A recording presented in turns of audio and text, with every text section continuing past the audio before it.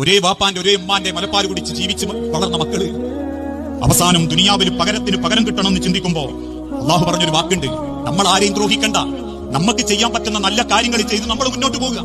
അറിഞ്ഞോണ്ടോ നമ്മളെ ചതിച്ചിട്ടുണ്ടോ? കണക്ക് റബ്ബ് നോക്കട്ടെ. നമ്മൾ നോക്കിയാ കുട്ടിയാ കൂടൂല. ഇന്ത്യന്ന് ചതിച്ചിട്ടാണ് ഓൻ അത് ഉണ്ടാക്കിയതെങ്കിൽ, ആളെ പറ്റിച്ചിട്ടും വഞ്ചിച്ചിട്ടും കുതികാല് പറ്റിയിട്ടും കുതന്ത്രം മെനച്ചിട്ടുക ഓൻ ഇന്ന ഒറ്റിയതെങ്കിൽ ഞാൻ കണ്ടിട്ടില്ലെങ്കിലും കണ്ട റബ്ബ് അത് കൊടുക്കും. അന്യനെ വഞ്ചിച്ചിട്ടും കള്ളത്തരം കാണിച്ചിട്ടും കൊത്തിപ്പിടിച്ചെടുത്തതും ഉപകാരപ്പെട്ടിട്ടില്ല. അതവന്റെ കുടുംബം പോലും മറുപടി പറയേണ്ടി വരുന്ന ഹബീബുന റസൂലുള്ളാഹി സ്വല്ലല്ലാഹു അലൈഹി വസല്ലം ഓർമ്മപ്പെടുത്തിയത് സ്വത്തിന്റെ പേരിലാണല്ലോ തർക്കം, അല്ലെങ്കിൽ അങ്ങനത്തെ ചെറിയ വിഷയത്തിന്റെ പേരിലല്ല തർക്കം. എവിടെയും പോകില്ല.